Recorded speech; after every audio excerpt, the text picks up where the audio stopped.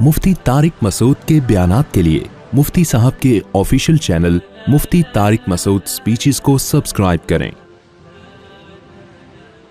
बिस्मिल्लाहिर्रहमानिर्रहीम नहमदुहु व नुसल्ली अला रसूलिल करीम। साहिल अदीम साहब का मेरे ख़िलाफ़ एक क्लिप बहुत वायरल हुआ है, उस पर मैंने कुछ रिकॉर्ड करवाया भी था, लेकिन बहुत सारे लोग मुसलसल रब्ता कर रहे हैं।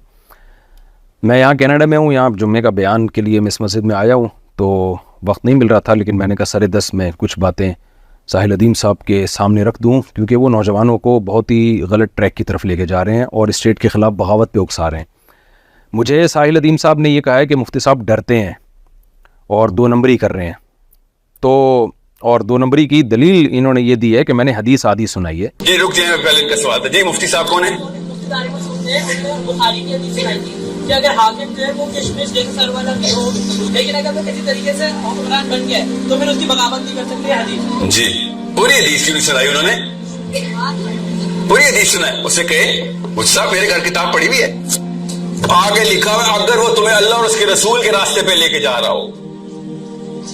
ये वाला हिस्सा क्यों मिस किया? ये पहली दफा गेम नहीं हुई हमारे साथ, ये अयूब खान से गेम चल रही है हमारी। अपने ना वर्जन निकाल रहे थे, वो वाले हिस्से निकालते हैं, बाद आयतें छुपाने वाली कौम है, बाद आयतें दिखाने वाली कौम। ये बुखारी की हदीस है। वो जनाब साहिल अदीम साहब, बुखारी के अल्फाज इसी तरह ही हैं जो मैंने आपके सामने पेश किया, आप दोबारा बुखारी की तहकीक कर लें। तो बुखारी में अल्फाज हैं इस्माउ अतीउ वला विस्तुमिला अलैकुम रजुलुन हबशियुन, कि तुम पर हबशी ग़ुलाम भी मुसल्लत कर दिए जाए ना तो तुमने इताअत करनी है। आपने बाकी ये जो बात की है कि बाज़ हदीसों में इस तरह के अल्फाज आते हैं, मा अक़ामू फ़ीकुमुद्दीन, जब तक दीन कायम रखें या किताबुल्लाह पर फ़ैसला करें, तो और फिर उससे आपने ये साबित करने की कोशिश की है कि अगर हाकिम वक्त किताबुल्लाह के ख़िलाफ़ हमें ऑर्डर देगा तो हमने उसकी इताअत नहीं करनी। तो किस बेवकूफ़ ने कहा है कि हाकिम वक्त अगर कुरान और सुन्नत के ख़िलाफ़ फ़ैसला करे तो भी आपने उसको फॉलो करना है? आपने ये इल्ज़ाम हमारे ऊपर लगाया क्यों है? थोड़ी सी सेंस से काम ले लिया करो आप। हमने कब कहा है कि हाकिम वक्त अगर शरीयत के ख़िलाफ़ आपको लेके जाए तो भी आपने उसकी इताअत करनी है? ये कहाँ से आपने उलमा के ज़िम्मे ये इल्ज़ाम थोप दिया है? अदालती खुला के ख़िलाफ़ आपने क्या हमारे क्लिप देखे नहीं है? पाकिस्तान में जिस तरह से कोर्ट ख़वातीन को खुला की डिग्रियाँ पकड़ा रही है, तो हमने इसके ख़िलाफ़ आवाज़ नहीं उठाई क्या? अगर हम कहते हैं कि हुकूमत गलत फ़ैसला भी करे तो भी आपने उसको मानना है, तो हम खुला के ख़िलाफ़ क्यों आवाज़ उठाते हैं? हम अगर हम ये कहते हैं कि जनाब जो भी हुकूमत फ़ैसला करेगी वो शरीयत के ख़िलाफ़, उसको सबने मानना है, तो ये उलमा इतने बीसियों मसाइल में एहतजाज क्यों करते हैं, असम्बलियों में इसके ख़िलाफ़ आवाज़ें क्यों उठती हैं? तो आप बताना क्या चाह रहे हैं आप इससे? हाँ, अगर आप ये कहना चाह रहे हैं कि हुकूमत के ख़िलाफ़ बगावत की जाएगी, और आपने दलील दी है इस क्लिप में कि वो जो आग में ना बच्चों को डाल दिया, जो बादशाह था असहाबुल उखदूद का जो वाक़या वस्समाई ज़ातिल बुरूज में अल्लाह ने बयान किया है, जिस वाक़े की तरफ आपने इस क्लिप में इशारा किया है कि वो बच्चे जो थे वो तो बादशाह के सामने अड़ गए थे, यानी वो कौम जो थी बादशाह के सामने अड़ गई थी और बादशाह ने खंदकें खुदवा के सबको आग में डाल दिया था। उस पर आपने मुझे लताड़ा है कि ये सब बुरे लोग थे। भाई आप थोड़ा सा खोपड़ी इस्तेमाल किया करो, वो वाक़या आपके ख़िलाफ़ जा रहा है।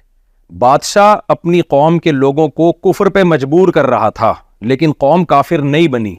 हालांकि अल्लाह ने ऐसे मौके पे ऊपर से कलमा कुफ्र कहने की इजाज़त दी भी है, इल्ला मन उकरिहा व क़ल्बुहु मुतमइन्नुम बिल ईमान। कुरान की आयत है ये कि अगर कोई तुम्हें कुफ्र पे मजबूर करे, जान का खौफ हो, तो आप ज़बान से कलमा कुफ्र कह सकते हैं, लेकिन अजीमत ये कि ना कहें आप कलमा कुफ्र, शहादत कबूल कर लें। तो उस कौम ने बादशाह के ख़िलाफ़ बगावत नहीं की थी, न तलवार लेके हुकूमत के ख़िलाफ़ वो लोग निकले थे। बादशाह ने उनको कहा कि तुम काफिर हो जाओ, उन्होंने कहा हम काफिर नहीं होंगे। तो हम भी ये कहते हैं कि बादशाह अगर आपको कहना इस्लाम छोड़ दो तो आप मत छोड़ो।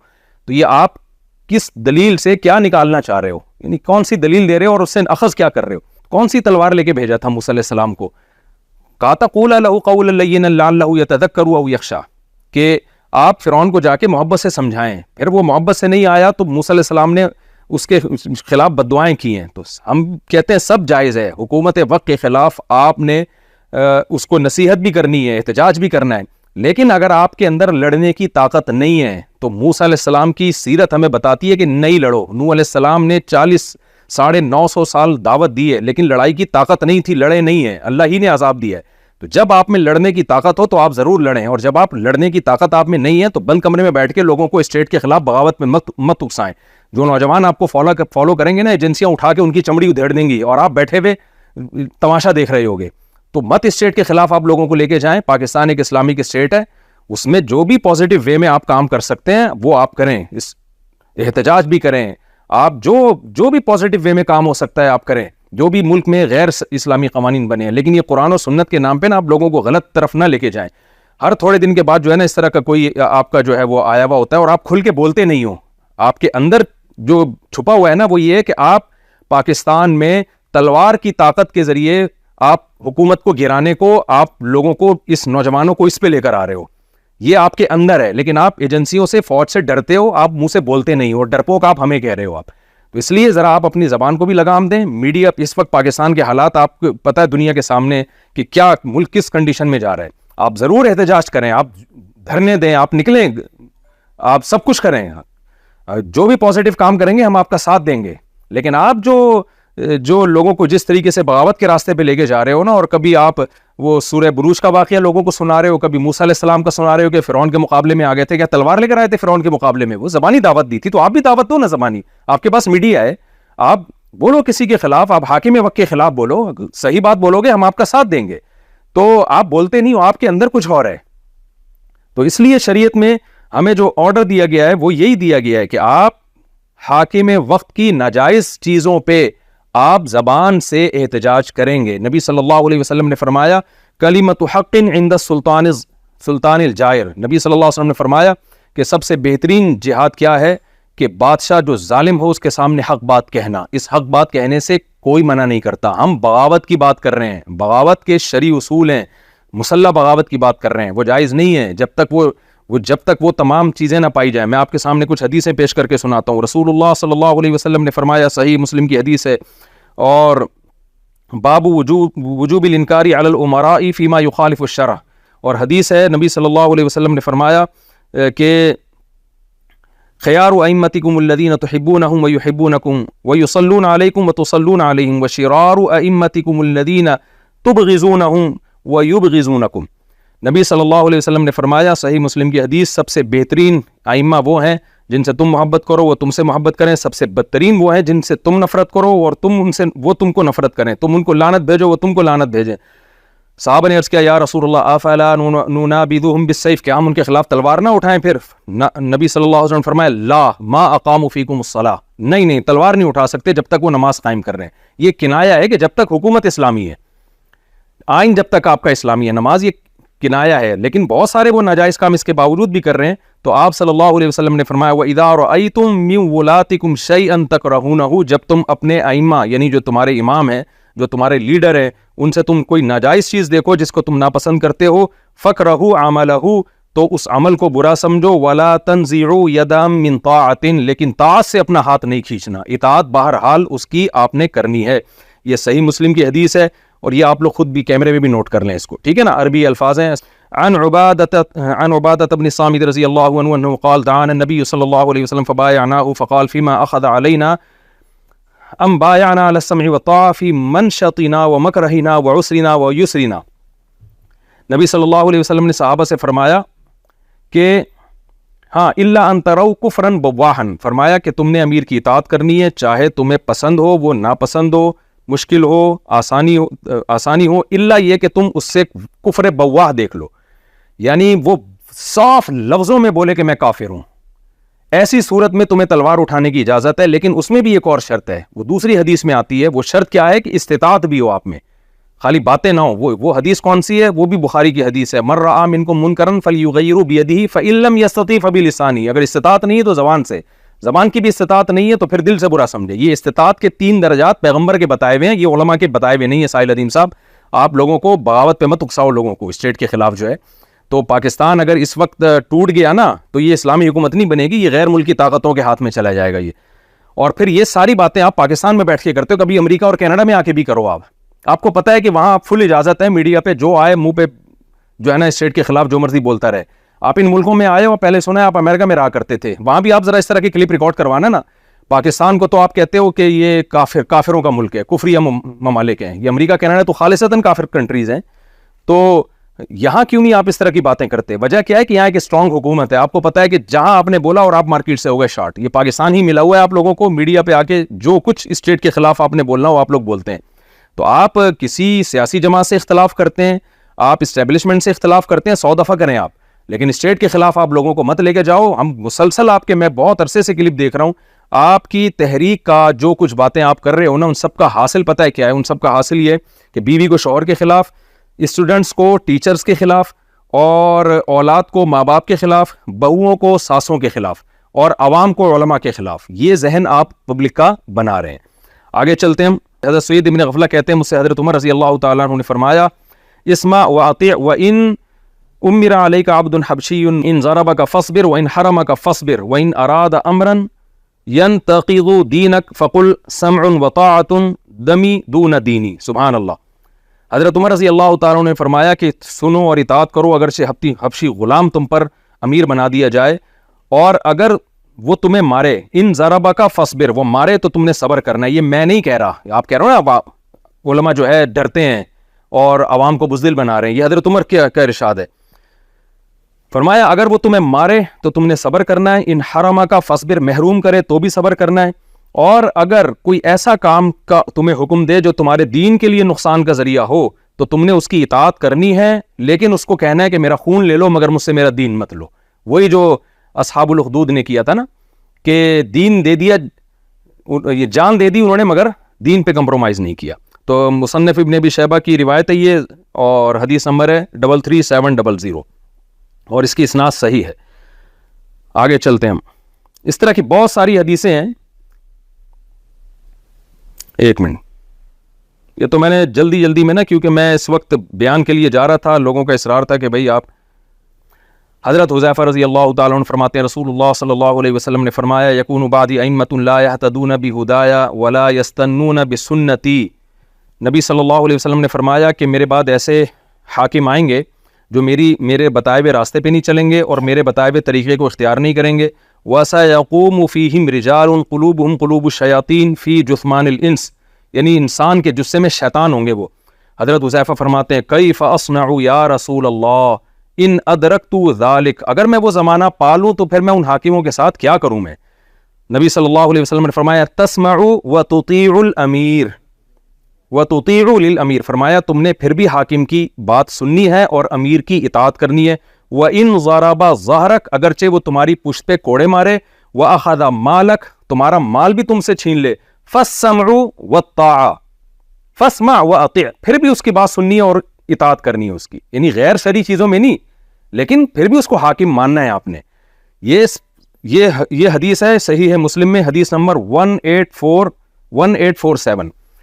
تو یہ ساری باتیں نبی صلی اللہ علیہ وسلم نے پتہ ہے کیوں کی ہیں؟ تاکہ صحیح ساحل ادیم جیسے لوگ مسلمانوں کی اجتماعیت کا بیڑا نہ غرق کریں.